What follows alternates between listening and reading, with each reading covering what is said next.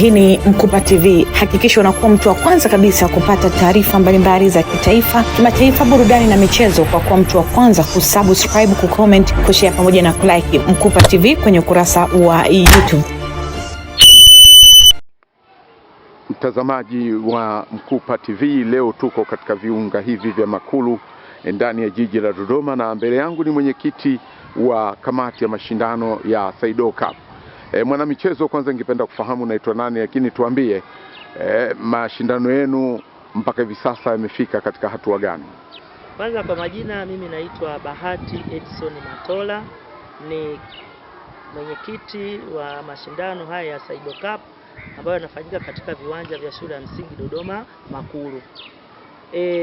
Mashindano haya yalianza mwezi uliopita katika timu 16 zilizoshiriki, ambazo hizo timu tuligawa katika makundi manne yenye timu 4. Kundi la kwanza ambalo lilikuwa lina timu 4, ambayo kulikuwa na Makulu, ambao tulikuwa tunaita kundi A, ilikuwa na Makulu FC, ikaja Sanitizer FC, Agton Building na Felista Academy.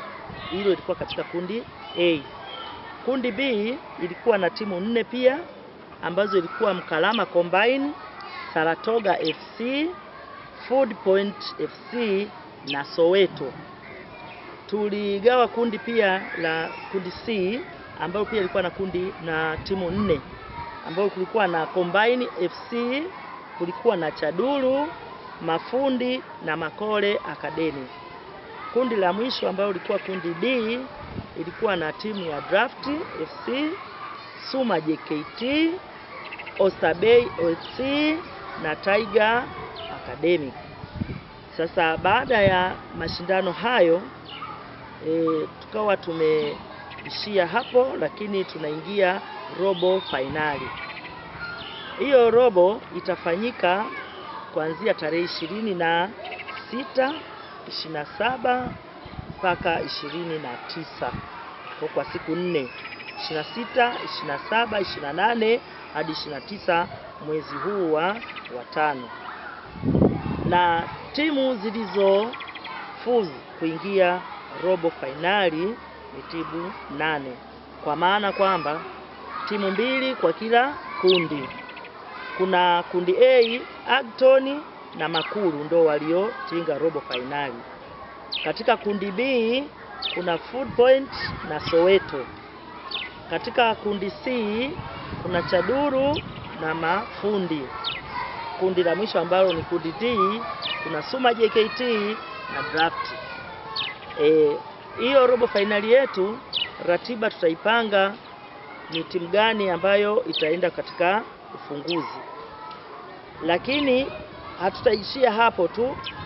Nusu finali itafanyika tarehe 2 na tarehe 3 mwezi wa 6. Basi baada ya hapo mshindi au finali yenyewe itafanyika kwanza mshindi wa 3 itafanyika tarehe 5 na tarehe 3. Tarehe 3 na tarehe 5. Finali itakuwa tarehe 7 na tarehe 6, lakini tutategemea sana tarehe 7 mwezi wa 6 ndio tutafunga mashindano yetu, ambayo ndio itakuwa finali. Zawadi zikoje?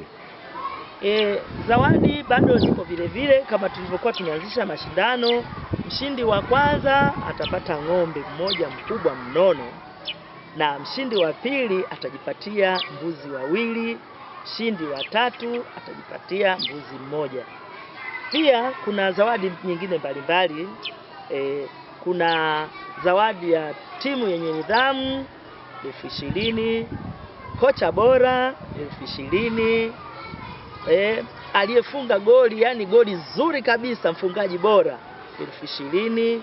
Tumeweka pia timu yenye mashabiki wengi ambao wanaleta hamasa kubwa katika mashindano haya, atapata 20,000. Kuelekea katika hatua hiyo ya robo finali, lakini pia finali yenyewe, ungependa kutoa wito gani kwa mashabiki na wapenda soka katika jiji la Dodoma na kwingineko, kujitokeza kwa wingi kwa ajili ya kushuhudia mipambano hiyo? Asante ndugu mtangazaji. Kwa kweli kwa wapenda soka, yani ukitaka kuja kuangalia fahari ya moyo wako, njoo katika mashindano hayo ya Saido Cup yanayofanyika katika viwanja vya Makuru shule ya msingi. Kwanza kuna vijana wanaocheza kwa kweli wana vipaji. Hivyo kwa wale ambao wanahitaji kuangalia vipaji, waje waangalie katika mashindano haya. Watapata watoto vijana wapo wanacheza vizuri sana. Yaani mpaka unatamani kwamba yule kijana sio ningemuendeleza nimpeleke wapi. Kwa hiyo wasipate shida. Wadau wote wa michezo katika mkoa wa Dodoma, hasa katika wilaya hii ya Dodoma, basi mnakaribishwa mje muangalie kwa ajili ya usajili.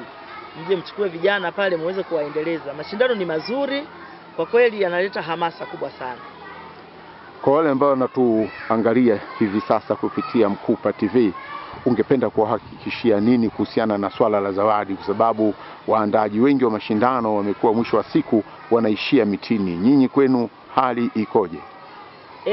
Kwa kweli tunamshukuru Mungu, mwaka huu pia tuliendesha mashindano yaliyopita, kwa hiyo hatukuweka longolongo, tumejipanga.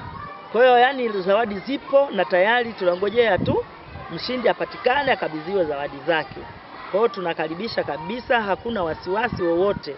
Na mwaka tutakapoanza tena, natoa wito watu wajitokeze kwenye mashindano yanayojitokeza, wajitokeze wapeleke timu zao wacheze. Ukiachana na hilo, kuhusiana na swala la ulinzi na usalama, kwa sababu tunaamini sasa tunaingia katika ile hatua ya mihemko kwa mashabiki, lakini pia kwa wachezaji wenyewe, mmejipanga vipi kwa hilo? Tumejipanga. Kuna vyombo vya ulinzi ambavyo kabla ya hapo huwa wanakuja wanatupa ushirikiano mzuri sana. Mashindano yameendeshwa kwa amani na utulivu kabisa. Tunashukuru Mungu sana, watu sasa hizi wamekuwa ni waelewa, vijana wanaburudika, wanapata burudani ambayo inawafanya kwa kweli inakuwa hakuna shida yoyote.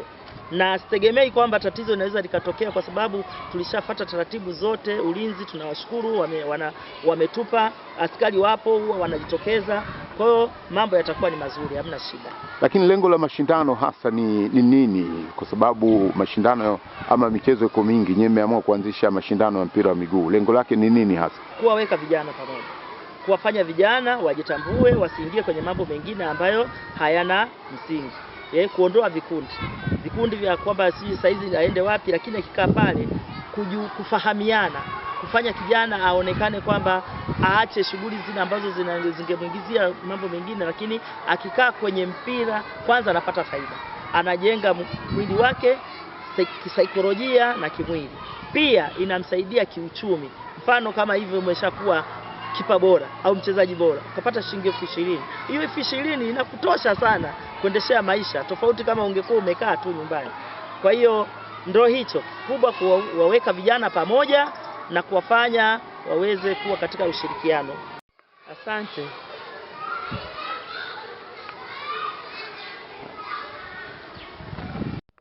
Kutoka hapa Dodoma Makulu, ndani ya jiji la Dodoma, mimi ni Nuru Selemani.